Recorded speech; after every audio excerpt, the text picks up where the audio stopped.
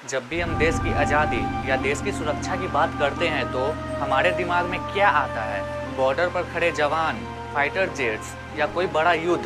लेकिन क्या आपने कभी सोचा है कि एक ऐसा युद्ध भी लड़ा जा सकता है जो किसी बॉर्डर पर नहीं बल्कि आपके किचन में, आपकी थाली के अंदर लड़ा जाता है।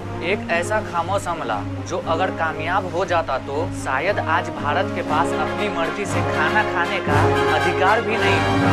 आज की इस वीडियो में हम भारत फाइल्स की एक ऐसी फाइल खोलेंगे जहां दुनिया की सबसे बड़ी कॉरपोरेट कंपनियों ने भारत के आम किसानों, हमारी मिट्टी और हमारे पुराने बीजों पर कब्जा करने के लिए एक बहुत बड़ा चक्रव्यूह रचा था। एक ऐसी साजिश जिसे अगर वक्त रहते न रोका जाता तो भारत फाइनेंशियल और फूड क्राइसिस के एक ऐसे दलदल में फंस जाता जहां से निकलना नामुमकिन था। लेकिन इस पूरे साजिश को समझने के लिए हमें थोड़ा पीछे जाना होगा।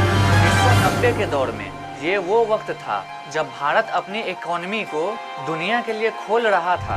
इसी दौर में दुनिया की सबसे बड़ी अमेरिकन केमिकल और सीड कंपनियों की नज़र भारत की उपजाऊ जमीन पर पड़ती है। अब यहाँ पर एक बहुत बड़ा कैच है। भारत के किसानों की एक सदियों पुरानी आदत थी, वो जब भी कोई फसल उगाते हैं तो उसमें से थोड़ा सा बीज अगले साल की खेती के लिए बचा कर रख लेते हैं। यानी किसानों को हर साल नया बीज खरीदने की जरूरत नहीं पड़ती। बड़ी बड़ी विदेशी कंपनियों को समझ आ गया कि जब तक भारत का किसान सेल्फ रिलायंट है तब तक उनका बिजनेस भारत में कभी बड़ा नहीं हो सकता। इसका उन्होंने क्या सोल्यूशन निकाला? उन्होंने इंट्रोड्यूस की एक ऐसी टेक्नोलॉजी जिसे कहा गया टर्मिनेटर टेक्नोलॉजी। अब ये टर्मिनेटर टेक्नोलॉजी था क्या? एक ऐसा जेनेटिकली मॉडिफाइड बीज जिससे फसल तो पहली बार बहुत ही अच्छा होगा, लेकिन उस फसल से जो नया बीज निकलेगा स्टेरियल होगा, यानी बांझ होगा। अगर आप उस बीज को दोबारा जमीन में बोओगे तो मिट्टी से एक तिनका भी नहीं उगेगा। आप देख रहे हैं इसका सीधा मतलब था क्या? प्लान बिल्कुल साफ था।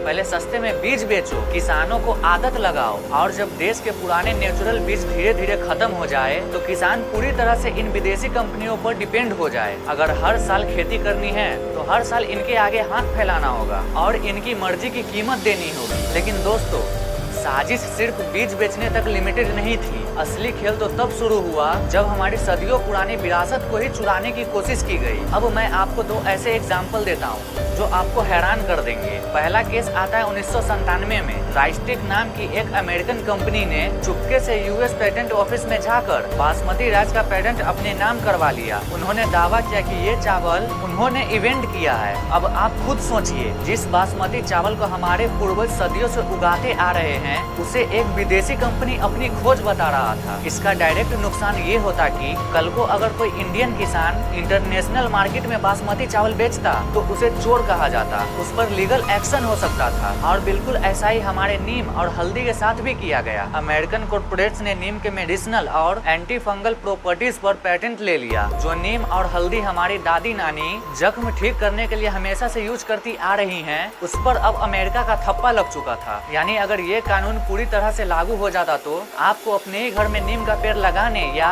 यूज करने के लिए विदेशी कंपनी को रॉयल्टी देनी पड़ती। अब आप पूछोगे कि फिर क्या हुआ? क्या भारत ने चुपचाप इस गुलामे कॉर्पोरेट को स्वीकार कर लिया? लेकिन यहाँ पर आता है एक बहुत बड़ा ट्विस्ट। ये बदलता हुआ नया भारत था। जैसे ही ये बात देश के कुछ जिद्दी साइंटिस्ट और आम किसान संगठनों को पता चला तो उन्होंने चुप बैठने के बजाय एक बहुत बड़ा काउंटर अटैक प्लान किया। सबसे पहले council of scientific and industrial research CSIR के चीफ डॉक्टर RS मसहेलकर ने अमेरिका के खिलाफ एक लंबी कानूनी लड़ाई शुरू की। उन्होंने कोर्ट में हमारे सदियों पुराने संस्कृत श्लोक, पुरानी किताबें और आयुर्वेदिक सबूत पेश किए और दुनिया को दिखाया कि जो तुम आज इवेंट करने का दावा कर रहे हो वो हमारे यहाँ सदियों से आम जिंदगी का हिस्सा है। नतीजा ये हुआ कि अमेरिका को नीम और हल्दी का पेटेंट कैंसिल करना पड़ा। लेकिन असली बदला तो जमीन पर लड़ा जा रहा था। देश भर के किसानों ने उन विदेशी कंपनियों के ट्रायल फील्ड पर ढाबा बोल दिया जहां ये टर्मिनेटर टेक्नोलॉजी टेस्ट हो रहा था। किसानों ने जगह जगह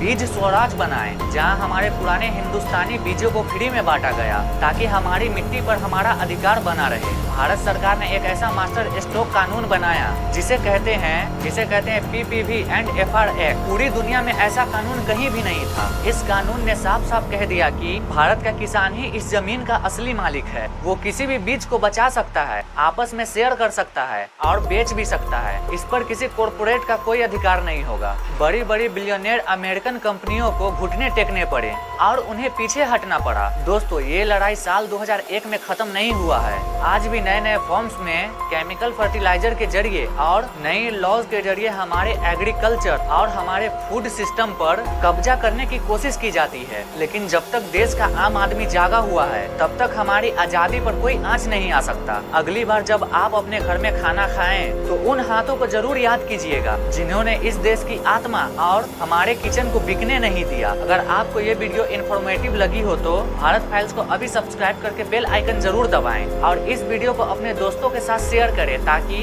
ये सच हर इंडियन तक पहुंचे। फिर मिलते हैं अगले वीडियो में, तब तक के लिए जय हिंद।